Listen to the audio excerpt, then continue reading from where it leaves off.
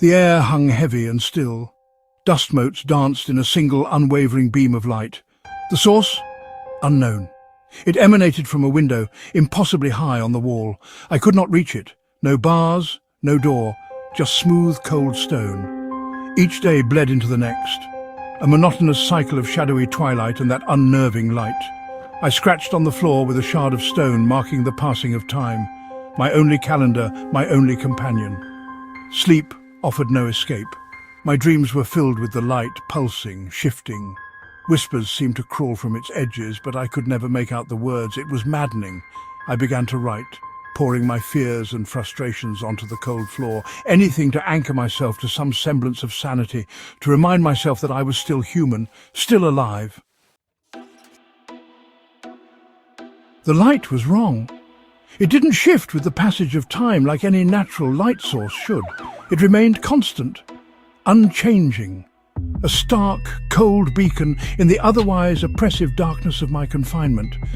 This light, it seemed to have a life of its own.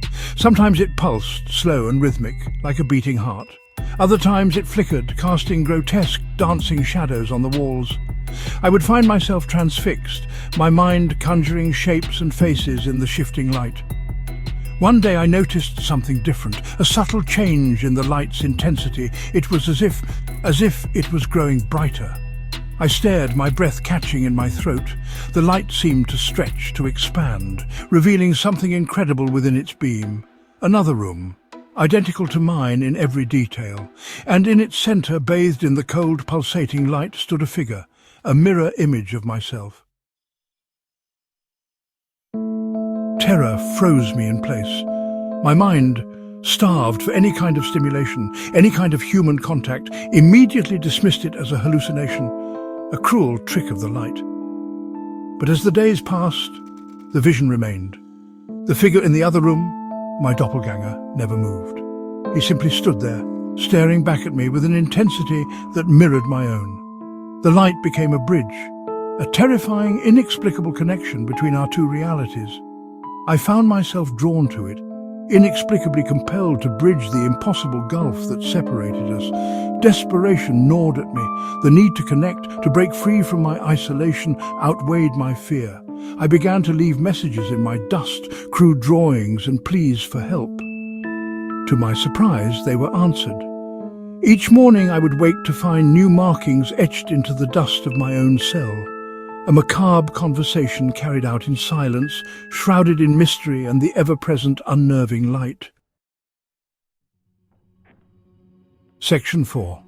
Communication. At first the messages were simple, geometric shapes, crude drawings that mirrored my own. Proof, I told myself, that I wasn't going mad. But as the days turned into weeks, the messages grew more complex, more unsettling. Questions began to appear. Who are you? Why are you here?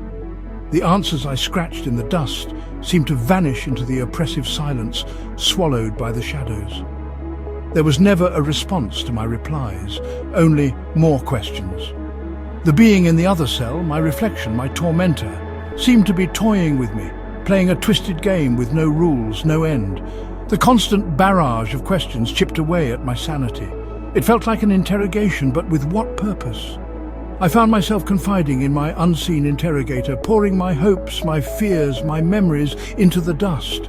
Anything to fill the silence, anything to feel less alone. But each inscription, each shared secret only seemed to deepen the mystery. Who was this being who knew me so well yet remained a stranger? Section 5. The Decision. The dreams grew more vivid, more disturbing. They were no longer mere visions of the other room, the other me. They were becoming memories. Or were they premonitions? The line between dream and reality blurred. I was losing myself in the reflection. The questions carved in the dust became demands. Come closer, break through. I felt an almost irresistible pull toward the light, toward the other side, toward him.